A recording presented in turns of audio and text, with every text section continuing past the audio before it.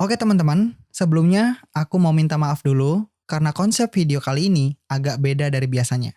Dan kemungkinan besar kedepannya akan terus seperti ini. Nah, karena banyak banget yang request aku bahas ilmu ini di YouTube, akhirnya aku putusin untuk buatin videonya. Tapi karena pembahasannya cukup panjang, videonya bakal aku bagi jadi beberapa bagian biar kalian gampang ngikutinnya. Jadi, siapin catatan kalian, tulis semua poin penting, dan yang paling penting, santai aja. Rileksin diri. Nikmatin setiap bagian dari pembahasannya. Oke? Hari ini, aku mau bahas 5 rumus daya tarik yang menurut aku paling penting. Kalau kamu bisa bangun kelima hal ini, kamu nggak perlu ngejar siapa-siapa. Karena justru, orang lain atau gebetan yang selama ini kamu kejar, bahkan mantan yang sudah ninggalin kamu, bakal tertarik lagi ke kamu. Aku ngomong kayak gini, bukan sok tahu ya. Tapi karena aku sendiri pernah ada di posisi yang capek banget buat dapatin perhatian orang. Aku udah tampil oke, wangi, ngasih perhatian duluan, kadang suka nyari-nyari topik biar bisa chatting terus. Tapi hasilnya, ya tahu sendiri, dicuekin. Dan yang paling nyebelin adalah, dia malah dekat sama orang yang, ya ampun, serius, sama dia. Kok bisa? Itu momen yang bikin aku mikir keras. Aku tanya ke diri sendiri, apa sih yang bikin seseorang kelihatan menarik? Kok gue udah usaha segininya, tapi tetap gak dianggap?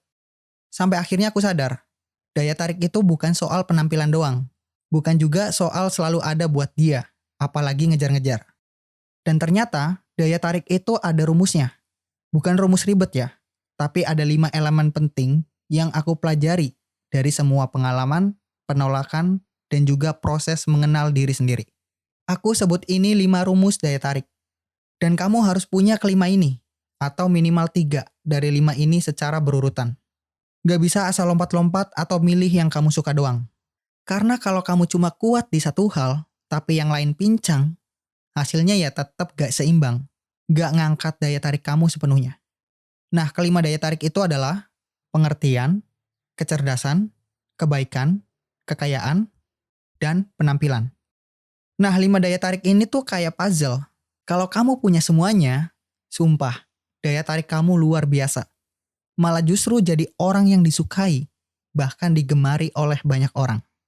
Tapi kuncinya, kamu harus membangun ini secara berurutan, dan gak boleh lompat-lompat. Gak bisa tuh langsung ke penampilan atau uang. Kalau hal-hal dasar kayak pengertian dan kecerdasan aja, belum beres. Makanya, aku bakal jelasin pelan-pelan dan runtut.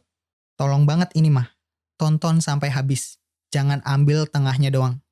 Karena kalau kamu cuma nonton setengah-setengah, aku jamin kamu bakal balik lagi ke fase frustasi. Depresi lagi. So, kita mulai dari fondasi pertamanya, yaitu pengertian. Daya tarik yang pertama dan paling dasar adalah pengertian. Dan ini tuh aku bagi jadi 2. Pengertian sama diri sendiri dan pengertian sama orang lain. Yang pertama, pengertian sama diri sendiri. Ini yang paling sering dilupain. Karena sebelum kamu bisa ngerti orang lain, kamu harus ngerti dulu siapa kamu. Apa yang kamu suka? Apa yang kamu gak suka? Apa batasan kamu dalam hubungan? Apa prinsip yang kamu pegang? Jangan sampai kamu deketin orang, tapi kamu sendiri masih gak tahu kamu tuh mau apa. Orang yang ngerti dirinya itu punya aura yang beda. Dia gak gampang kebawa suasana, gak gampang kehilangan arah, cuma gara-gara suka sama orang. Kamu jadi kelihatan lebih stabil, lebih kalem, dan punya nilai. Nah, yang kedua, pengertian ke orang lain.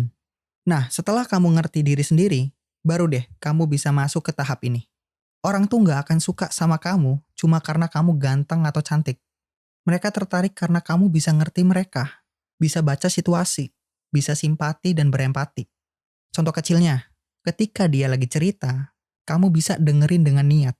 Ketika dia bilang, aku capek, kamu nggak ngebales dengan aku juga capek. Tapi kamu validasi dulu perasaannya. Ini yang bikin orang ngerasa nyaman dan klik. Sedikit cerita, jujur ya, aku tuh dulu keras kepala. Gak sabaran, maunya menang sendiri. Kalau ada masalah, aku selalu ngerasa aku yang paling benar. Aku pengen dimengerti, tapi gak pernah belajar buat ngerti. Aku pengen didengar, tapi aku sendiri gak mau dengerin. Dan jujur, itu bikin aku gagal di beberapa hubungan. Sampai akhirnya aku sadar, menjadi pengertian itu bukan soal jadi orang yang sempurna. tapi soal mau nurunin ego dan benar-benar hadir buat diri sendiri dan buat orang lain. Nah, itu kenapa pengertian jadi salah satu daya tarik yang paling kuat. Karena semua orang pengen dimengerti, tapi nggak semua orang bisa ngasih rasa itu. Oke, sekarang kita lanjut ke yang kedua, yaitu kecerdasan. Dan sama kayak pengertian, kecerdasan juga ada dua sisi. Kecerdasan intelektual dan kecerdasan emosional. Oke, yang pertama, kecerdasan intelektual. Bukan soal IPK, gelar, atau kamu jago matematika apa enggak. Tapi tentang cara kamu mikir, cara kamu melihat dunia. Kamu bisa diajak ngobrol nyambung apa enggak? Kamu punya sudut pandang menarik apa enggak? Kamu tahu kapan ngomong dan kapan dengar. Orang yang punya otak aktif dan wawasan luas, itu auranya kuat banget. Karena nggak semua orang bisa bikin obrolan sederhana jadi berisi. Dan jujur aja, ngobrol sama orang cerdas itu nagih. Rasanya kayak ngobrol bukan cuma sama manusia, tapi juga sama semesta. Yang kedua, yaitu kecerdasan emosional. Kecerdasan emosional itu tentang gimana kamu ngatur marah, gimana kamu merespon konflik, gimana kamu ngerti perasaan sendiri dan orang lain, gimana kamu tetap tenang saat keadaan gak sesuai harapan. Orang yang cerdas secara emosional itu gak reaktif, gak gampang drama, gak bikin hubungan jadi ladang bom waktu. Dia bikin orang di dekatnya ngerasa aman, tenang, dan nyaman buat jadi diri sendiri. Kalau aku jujur ya, dulu aku pikir yang penting tuh kelihatan pinter. Ngomongnya harus berat, harus kelihatan ngerti banyak hal. Padahal aku sering banget marah tanpa mikir. Nangkep masalah cuma dari sisi aku doang. Kalau emosi datang, aku hajar, bukan diolah. Dan ternyata itu yang bikin aku kelihatan pinter, tapi nggak dewasa. Sampai aku mulai belajar, bukan cuma belajar baca buku, tapi juga belajar merasakan. Belajar ngerti orang, belajar diem, belajar tenangin diri. Dan sejak itu, cara orang ngelihat aku mulai berubah. Karena di balik kata kecerdasan, sebenarnya yang orang cari itu konektivitas. Bisa nyambung secara isi kepala dan juga isi hati. Dan kalau kamu punya dua-duanya, intelektual dan emosional, percayalah, kamu nggak akan pernah kekurangan perhatian. Kita masuk ke poin 3, yaitu kebaikan. Kebaikan itu gak cuma soal bantuin orang atau jadi orang yang gak pernah marah. Kebaikan yang sesungguhnya lebih dari itu. Ini tentang energi yang kamu bawa, niat di balik tindakanmu, dan cara kamu hadir di hidup orang lain. Orang yang benar-benar baik itu bukan karena mereka selalu ngomong manis, tapi karena mereka tulus. Tulus buat dengerin, tulus buat ngerti, tulus buat hadir, tanpa mikir bakal dapat apa. Dan anehnya ya, kebaikan yang kayak gini tuh terasa, auranya beda. Kadang cuma dari caranya nanya, kamu gak apa-apa? Itu udah kerasa bedanya. Bukan basa-basi, tapi beneran peduli. Aku pun dulu bukan orang yang kayak gitu. Dulu aku gampang banget ngerasa kesel kalau bantu orang tapi gak dihargai. Gampang mikir, gue udah baik, kenapa dia malah ninggalin? Dan akhirnya aku jadi nyesel sendiri. Lalu nutup diri. Sampai akhirnya aku sadar, selama ini aku baik bukan karena aku tulus, tapi karena aku berharap dibalas, berharap dikasih perhatian, dianggap penting, atau setidaknya dihargai balik. Dan itu bukan kebaikan, itu namanya transaksi. Titik baliknya adalah saat aku belajar untuk jadi baik karena itu memang aku, bukan karena orang lain. Dan saat aku mulai baik tanpa pamrih, hidup jadi lebih ringan. Kalau dibalas ya syukur, kalau enggak ya bukan urusanku. Karena percaya nggak percaya, di dunia yang serba cepat, sinis, dan penuh ego kayak sekarang, orang yang tulus dan baik itu menonjol tanpa harus berusaha keras. Mereka itu seperti tempat aman, dan kita semua, sadar atau enggak, selalu tertarik sama rasa aman. Sebenarnya, kalau kamu udah punya pengertian, kecerdasan, dan kebaikan, itu aja udah cukup banget buat bikin kamu kelihatan menarik di mata siapapun, termasuk lawan jenis. Tapi, kita nggak bisa bohong juga kalau dunia ini jalan pakai sistem.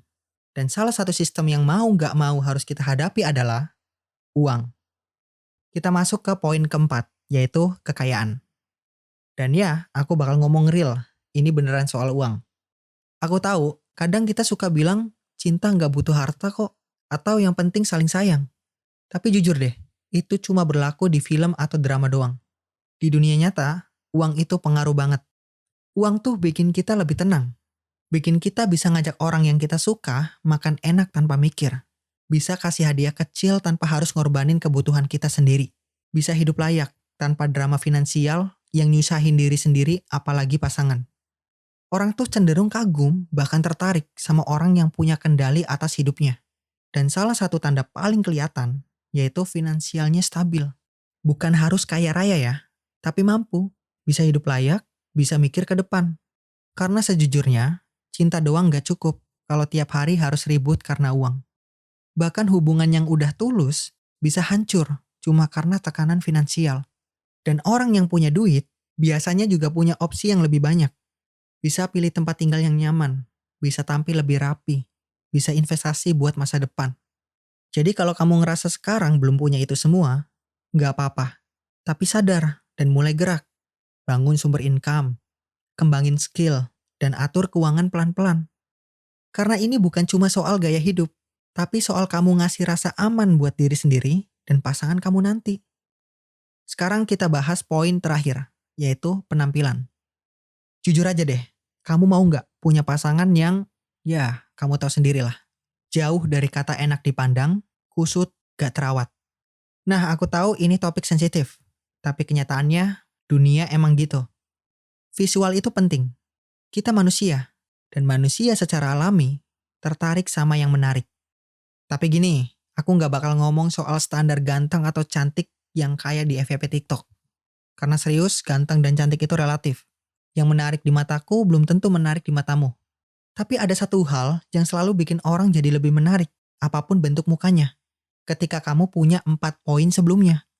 Pengertian, kecerdasan, kebaikan, kekayaan. Penampilan kamu tuh otomatis ngikut tanpa harus ngapa-ngapain.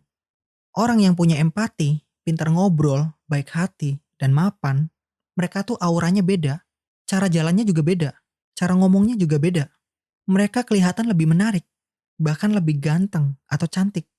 Dan biasanya, orang yang punya 4 poin itu juga bakal lebih aware sama penampilannya. Mereka tahu cara berpakaian yang pantas, jaga kebersihan, dan ngerawat diri. Gak harus glow up maksimal, tapi rapi dan enak dilihat.